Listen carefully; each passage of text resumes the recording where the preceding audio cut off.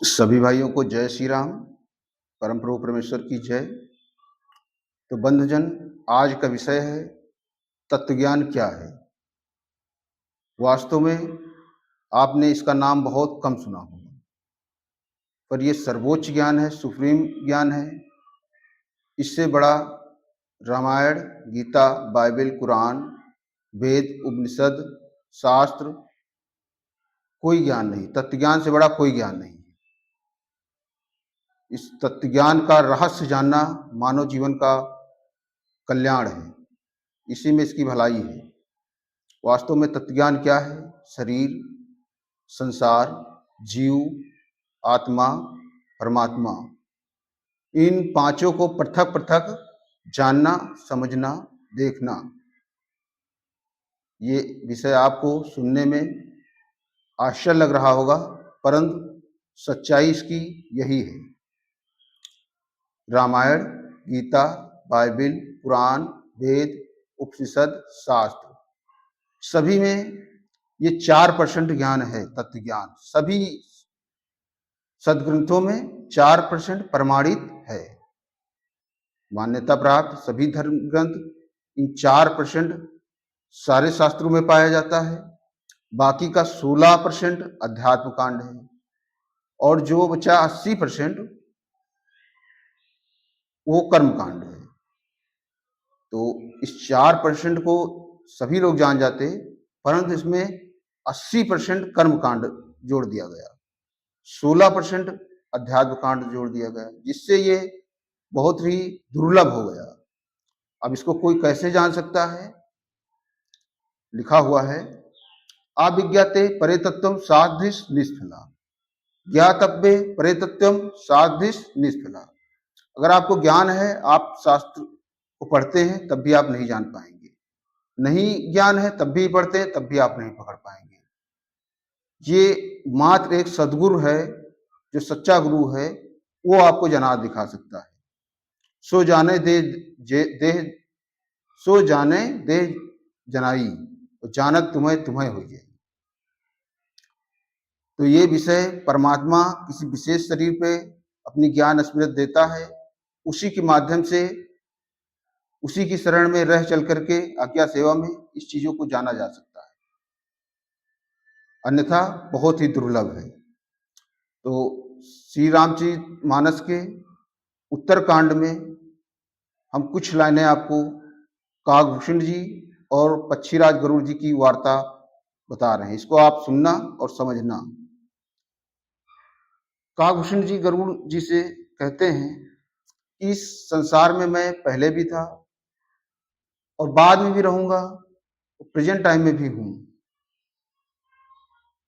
और पता नहीं मैंने कितने दान, तप, योग, तपस्या सब कुछ किया मैंने, पर जब तक श्री राम जी का मैंने रहस्य नहीं जान पाया, तब तक मेरे आत्मा का संशय नहीं दूर हुआ।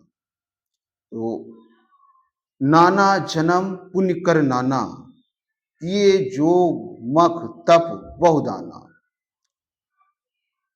जन्म्यो जोन कौन मैं नाही, हे खगेश भ्रम भ्रम जग माही, देख्यो सब करम गुसाई, सुखी न भयो अभय की नाई, राम रहस्य अनुपम मैं जाना, प्रभु कृपा सब संशय नसाना। काकभूषण जी गरुड़ जी से कहते हैं कि मैंने सभी योनियों में, 84 लाख योनियों में जन्म लिया, मृत्यु हुई, पता नहीं कितने दान, तप, योग, व्रत सब करके देख लिया, परंतु जब श्री राम जी का मैं रहस्य जाना, उनकी शरण में आया, तब मुझे पता चला कि वास्तव में ज्ञान क्या है। दूसरी ओर तुलसीदास जी दूसरी पंक्तियों में लिखते हैं, अल्प ते अवध जीव, तामे बहु सोच पहुंच, करवे को तो बहुत कुछ का कीजिए, वेदों के था नहीं, पुराणों के अंत नहीं, भाषा तो अनेक हैं, चित कहाँ कहाँ दीजिए, काव्य के कला को छंद प्रबंध बहु, राग तो सब रसीले हैं, रस कहाँ कहाँ पीजिए, तुलसीदास एक बात बताए जात है, जन्म जो सुधारा चाहो, तो राम रहस्य जान लीजिए। वास्तव में इस तत्व ज्ञान को जानना बहुत ही दुर्लभ है। ज्ञानवंत कोटिक मोह कोई, जीवन मुक्त सुकृत जग सोई। आज संसार में रामायणाचार, भगवताचार, महामंडलेश्वर, जगत गुरु, आदि शंकराचार्य सब भरे पड़े हैं और जनमानस को लुभाने के कोई ऐसे उपाय नहीं छोड़ते हैं जिससे जनता इनके पीछे दीवाना ना हो, परंतु सच्चाई से ये लोग बहुत दूर हैं। गीता अध्याय 10 श्लोक 15 श्री कृष्ण जी कहते हैं अर्जुन से, उत्क्रमांत स्थफ वापि भुंजानाम वा गुणादित्यम विमूढ़ा नाश पश्यंत ज्ञान चासुषा। हे अर्जुन, इस शरीर में रहते हुए को, शरीर में भोगते हुए को, शरीर से बाहर जाते हुए को, फिर शरीर में वापस आते हुए को, ये मूर्ख लोग नहीं जानते हैं। इसको ज्ञानी पुरुष अपनी ज्ञान दृष्टि से सब देखता जानता है। तो ये जीव का विषय है, जीव को देखने की बात कर रहे हैं श्री कृष्ण भगवान। जीव को देखा जा सकता है, परंतु इस चीजों को जो श्री कृष्ण जी ने कहा था, परमात्मा को देखा जा सकता है, जीव को देखा जा सकता है, आत्मा को देखा जा सकता है, इस आडंबर ढोंग पाखंड ने इतना आश्चर्य विषय कर दिया, इतना दूर कर दिया कि देखा तो जा ही सकता है, परंतु आज ये सुनने में बड़ा आश्चर्य आ रहा है कि क्या ऐसा सत्य है। ये आप मेरी बातों को सत्य ना माने, जानने का प्रयास करें, मानने का बिल्कुल प्रयास न करें कि मैं सत्य ही बोल रहा हूं। मैं आगे आपको सभी सदग्रंथों से प्रमाणित, मैं सभी सदग्रंथों से प्रमाणित प्रमाण देने की कोशिश करूंगा और दूंगा भी। जिस विषय को सभी मानव समाज को जानना समझना था, उसी से आज हम लोग परे हो गए। जीव देखने का विषय था, जिसको लोग इनकार कर देते हैं। जीव जिससे अपना कल्याण होना है, उसी के विषय में हम सोचते तक नहीं हैं। आखिर ये जितने विश्व के कल्याण हेतु प्रयास किए जा रहे हैं, ये किसके लिए? शरीर के लिए हैं, आत्मा के लिए हैं, जीव के लिए ही तो हैं, जिससे हम देखने समझने से इनकार कर रहे हैं। कल्याण किसका होना है? जीव का ही तो होना है।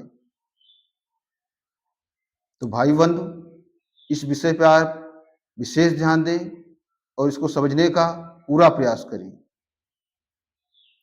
राधे श्याम रामायण में मैंने पढ़ा था, जब राजा दशरथ जी का शरीर छूट जाता है तो उनकी रानियां चिंतित और विलाप करती हैं, बहुत दुखी होती हैं।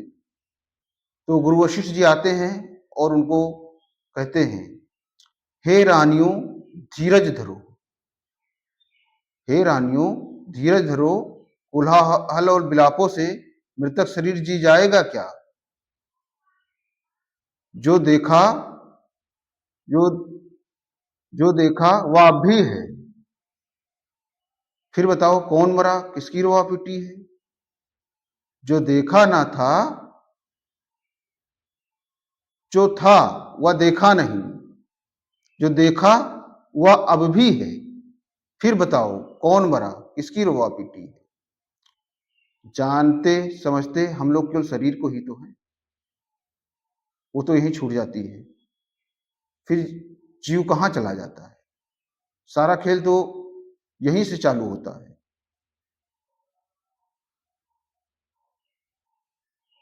ये हमारे मानव समाज के सभी गुरुजन उचान तो गिद्ध की तरह आसमान में उड़ते हैं, परंतु उनका उद्देश्य नीचे मांस पर, टुकड़े पर होता है। बातें तो बहुत बहुत ऊंची करेंगे, परंतु उनका उद्देश्य केवल पैसा और जनमानस, रोटी कपड़ा मकान साधन और सम्मान पर होता है। अगर आप वास्तविक में धर्म पर ही चलते तो ये विषय आपको मालूम होना चाहिए था। परमात्मा की विशेष कृपा से इस शरीर के माध्यम से मैं और रहस्यमयी जानकारियां आपको दूंगा जो शायद आप पूरे जीवन में नहीं जान पाए, न जान पाते। तो आगे के वीडियो में मैं सदग्रंथों से प्रमाणित प्रमाण देने की कोशिश करूंगा। सभी को जय श्री राम।